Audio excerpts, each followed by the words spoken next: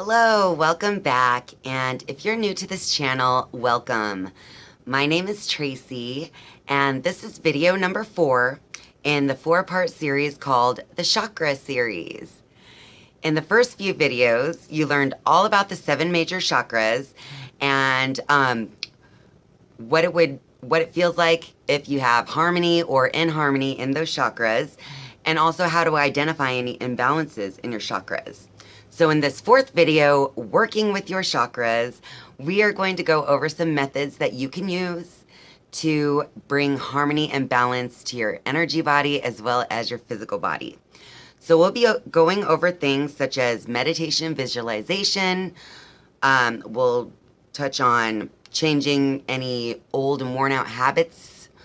We'll speak on yoga, crystals, and just a food and diet, a variety of things. So with that being said, I want you to use any of the methods that resonate the most with you to create harmony in your chakras. But if you are experiencing more of the physical symptoms of an imbalance, then you may want to start with the body work or your food and diet first. If you're experiencing more of a mental or emotional issue due to chakra imbalance, then you may want to start with meditation, crystals, or some of the other energy work. All right, so let's begin by discussing meditation and visualization.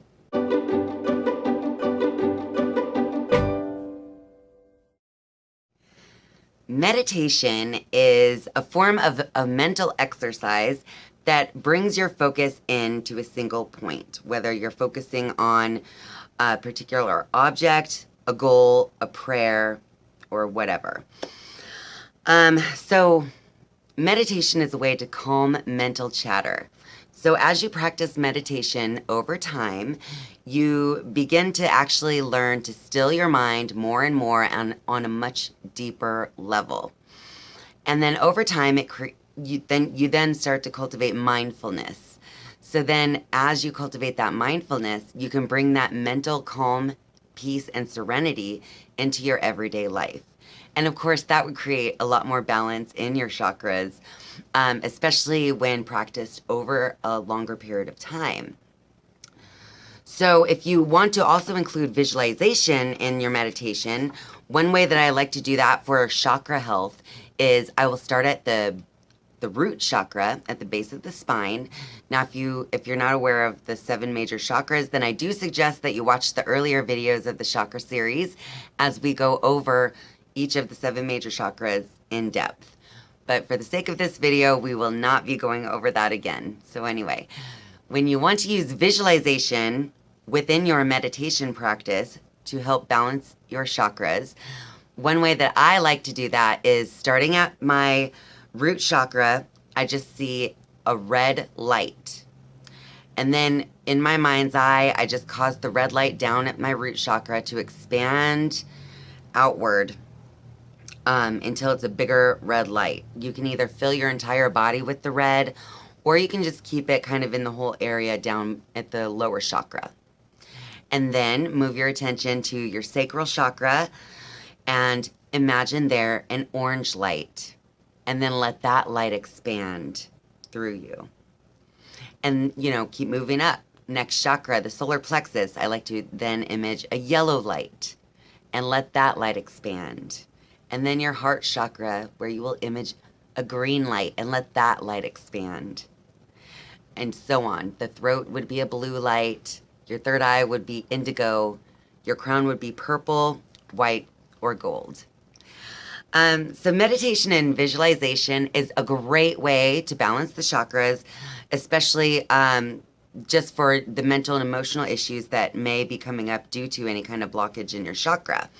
Over time, as you cultivate the mindfulness through the practice of meditation, you will then be able to observe your own thoughts and what happens in your life without judgment. It's mostly our own mental judgment that causes so much of the problems in our life.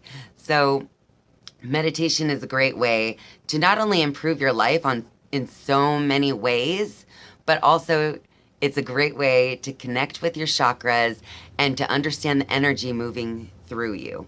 You just become more and more aware of it the more mindful you become. So the pros of meditation would include the fact that it is time tested.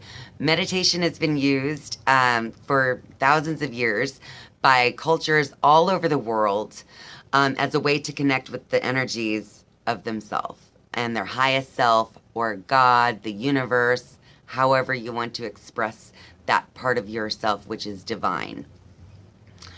One con of this is that during meditation, you can sometimes, especially in the beginning, when you're still kind of a rookie, you get the monkey mind where your conscious mind just starts thinking and maybe you get lost in thought a little bit.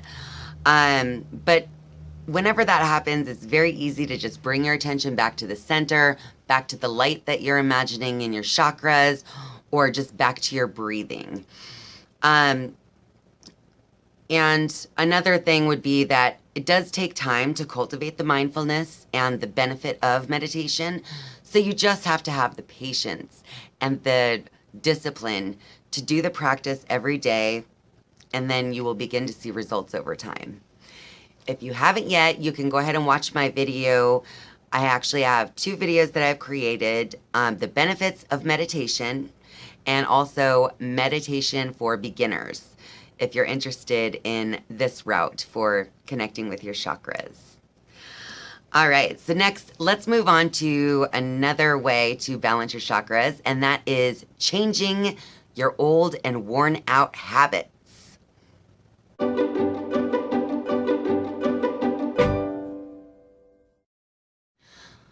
Oftentimes, you can heal any blockage or imbalance in your chakras by changing an old pattern or habit or behavior in yourself in order to create a newer, healthier pattern, behavior, or habit in yourself. So for instance, let's say that you recognize that you have a throat chakra issue in your relationships because you do not stand up for yourself and speak up when you know you need to speak up. So let's say, for instance, you shut down after a heated discussion rather than saying what you want to say. That would then create the energy blockage in your throat chakra, which could then lead to more and more issues over time. So if you recognize that as an issue that you know you want to change, or, a habit that you want to change in yourself, then just first start by creating the awareness that that needs to change. So once you are aware of it, you can then make whatever changes necessary to modify yourself during the situation to try to express yourself the way that you want.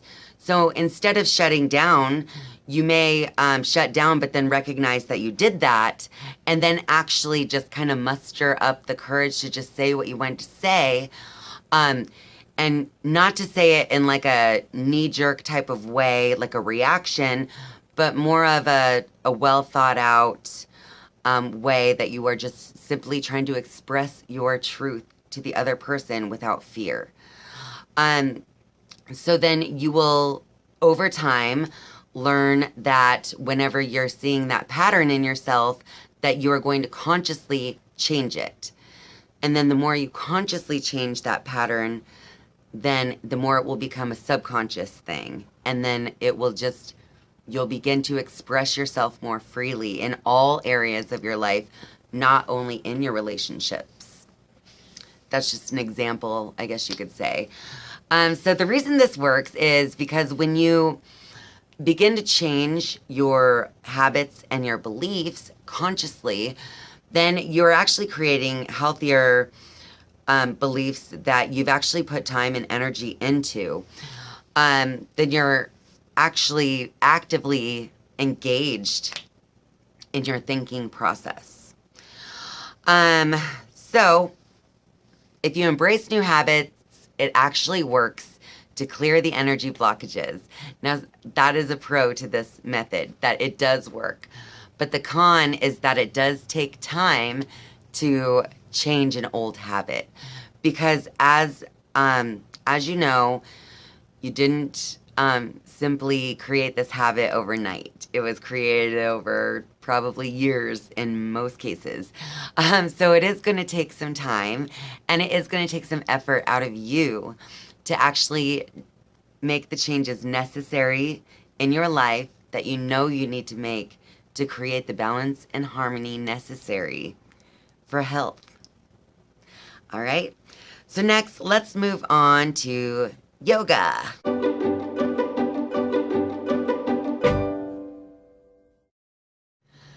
There are many different forms of yoga practice that you could pursue. But if you are interested in using yoga, the practice of yoga can actually help to balance your chakras as well. Yoga actually uses breath as well as different postures with your body to kind of bring it awareness and life force into all of the tissues of your body. And as you're doing that, as you make all these different movements and different postures while also focusing on the breath, it's kind of like a form of meditation as well as with body movement. So this really gets your life force moving through your body and gets your chakras really kind of opening up, moving that energy around. So over time, yoga is similar to meditation in the way that it can create mindfulness as well. And you also create a connection between mind, body, and spirit through yoga, with practice, of course. So pros of using this method to balance your chakras is that yoga actually takes a lot of physical movement. So yoga can actually be pretty healthy for you as far as a physical exercise for your body. And it's also a mental exercise for you as well to stay focused on the breath during the poses. Now, some of the cons of yoga might be that it would cost you, in some cases, to join a yoga class. Also, your physical body might also be a limitation to yoga. So if you're just starting out and have low flexibility, just start with the beginner's yoga, maybe with some very light poses, just to kind of get you going. And then as you continue with the practice, you can, of course, move up more and more into the more difficult postures of yoga. So yoga is another great way that you can move the energy through your chakras, create awareness of your mind, body, and spirit, and create balance and harmony in your physical body and your energy body. So next, let's talk about crystals.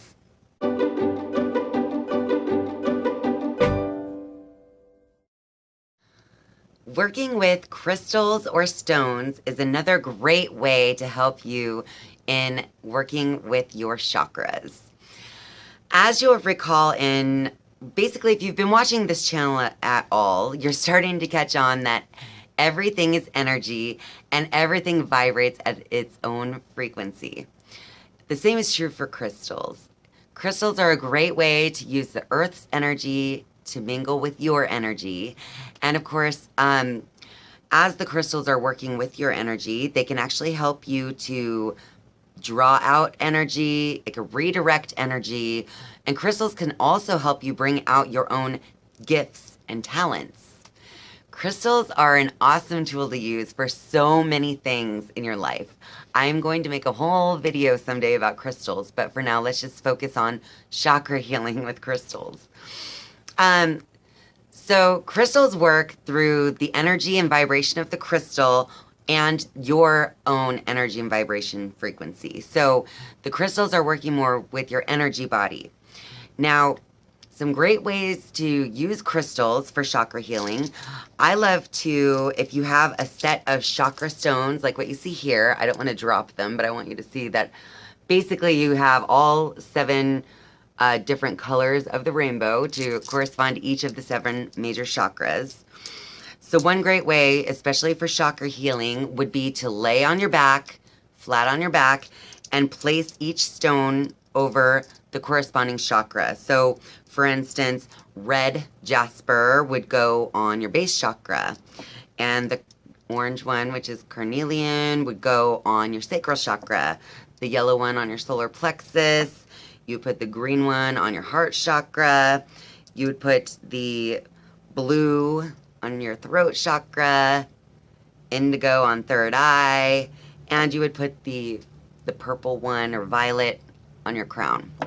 And then all you need to do is either meditate or just simply clear your mind and lay there as long as you feel necessary, just to kind of let those crystals work with your energy body. Another great way to work with a crystal is if you have a specific crystal that you want to work with, you can simply wear it with you. You can place it in your pocket, in your bra, or you can wear it as jewelry if you have it as a pendant, a ring, earrings, or you can even buy beads in whatever chakra stone you want to work with. There are so many ways that you can use crystals. Another great way would be if you take your crystal that you're working with and place it in your left receiving hand during meditation and simply meditate while holding the crystal in your left hand. A lot of times it can help you with moving energy through your energy body, but it will also help you to receive some kind of insight, maybe either about the crystal or about the healing, the chakra that it's associated with. So pros of using crystals are that crystal healing works. They are awesome to work with for especially energy work. And you can feel it physically. There are so many crystals that are so powerful that when you actually pick them up and touch them, you can feel a vibration. You can feel either, everyone kind of experiences it differently, but it can feel like either like a tingling feeling or a throbbing feeling in the palm of your hand. But yeah, you can certainly feel the energy of a lot of crystals. And crystals are just really a lot of fun to work with, in my opinion. Now, some cons of working with crystals would be that it does take time to learn about crystals and to figure out which ones work best for you, and which ones, don't. But then another con might be that you do have to purchase crystals. So it does take some money to be able to work with crystals as well. So crystal healing is another great way to get in tune with your chakras and to create that harmony and balance that you're looking for health and wellness.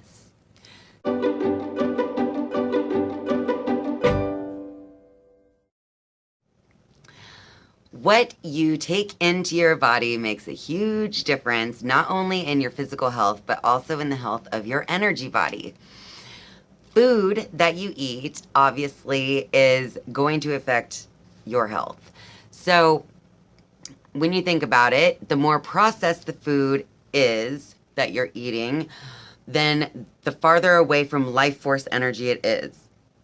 So if you're eating, for instance, raw fruit and vegetables and things like that, it's going to be full of life force. It's going to make you feel good, and it's going to make, your body is going to love it. But then the farther you get from that with processing, cooking, and all those things, then the other end of the spectrum is like completely processed foods, like fast foods, that are just no good for your everyday health. I mean, maybe once in a while, but you don't want to do that every day. So when you eat clean foods, that can help you to clear any blockage in your actual physical system, which also helps to clear it from your energy body as well. So I would recommend that if you want food and diet to be part of your chakra healing, I would just recommend to eat as much life force energy as possible. So that means to avoid processed foods as much as possible, and to eat as many foods that are grown in the sunshine as possible.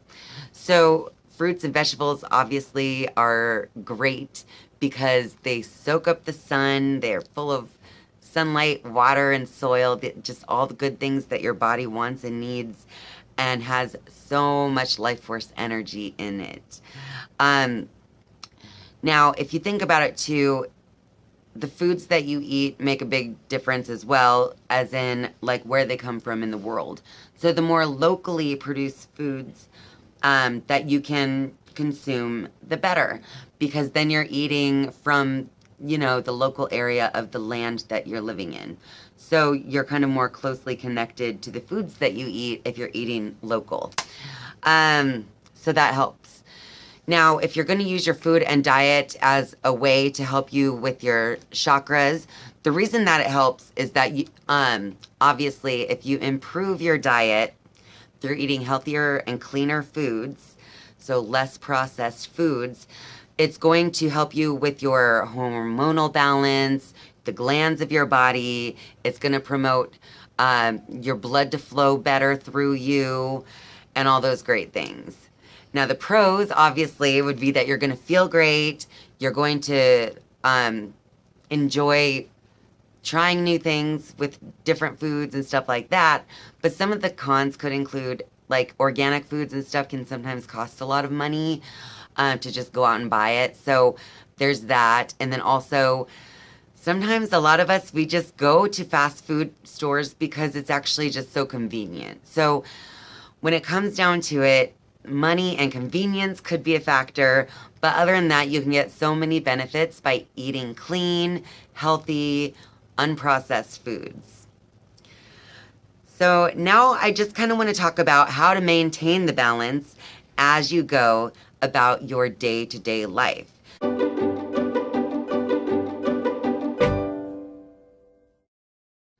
All right, so as you are working with your chakras, you're going to want to maintain this balance in your day-to-day life. So not only should you continue with your meditation practice or working with crystals or yoga or your food and diet or changing your habits, but there are also some other ways that you can help yourself to maintain balance in your chakras each and every day. So some of those ways would be to regularly cultivate like a gratitude practice. As you become more and more grateful for what you have in life, you are becoming more and more present-minded, because then you are focusing on what you have right now, what is in your life right now, and what you are experiencing right now. So the more gratitude that you have, the more balance that you will start to have in your chakras as well.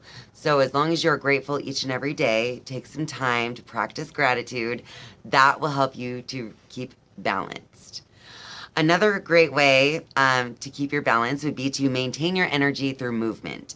So even if you're doing yoga or anything like that, it'd be good to like still do any other kind of exercise, walking in nature or just doing stretches when you wake up in the morning. Just get your body moving. So many people sit at a desk for 8 or more hours per day, and then they come home and sit on the couch for the rest of the hours of the day. So it is so important to just keep your body moving. You don't want to get stagnant, because if you're sitting and stagnant, your energy is sitting and stagnant. So keep that energy moving. And another way that you can maintain balance in your day-to-day life would be to take salt baths. So if you go and purchase some Epsom salts, then you can pour them in your bath water and then soak for 20 minutes or so. And taking an Epsom salt bath is actually like cleansing the energy of your aura. Not only your aura, but also your physical body. Epsom salts are a great way to relieve any muscle tensions as well. And just bathing in water is a relaxing way to just stay connected with your energy and just to remain balanced and clear. I also want to talk briefly about Reiki and acupuncture, because those are two energy modalities, healing modalities, that you can use to keep the energy flowing through your physical and your energy bodies. Acupuncture is actually where needles are placed in different meridians in your body, so different energy points in your body. And as those needles are placed, then the energy is moves through to those areas that have been identified with the needles. And then there's Reiki, which I practice Reiki. And Reiki is a hands-on technique where the life force energy is actually channeled through your crown chakra, heart chakra, and then through your palms, your palm chakras. But that increases the life force to whatever areas of the body that are being touched by the practitioner, or even if they're not being actually physically touched, but more like hovering above the body a couple of inches. Now, the thing about Reiki or acupuncture is that you want to be sure that you go to someone who is a certified practitioner. Do not just go to anybody and expect them to know proper practices for any of these techniques. So if you're going to use something such as acupuncture or Reiki to help you balance your chakras, then just be sure that you're going to a certified practitioner who has had the proper training necessary to do those on you. That's about it for the Chakra Series, you guys. I hope that you've learned a lot about the chakras over the last 4 weeks. I would love to hear any feedback that you have, any comments or questions. So be sure to use that comment section down below if you would like. Also, if you like the video, be sure to give it a like. And if you haven't subscribed to this channel, go ahead and do that if you're interested. Because once you subscribe, you can then click the bell and then be notified for any new videos that come out. Thank you all so much for watching, and I'll be seeing you soon. Bye.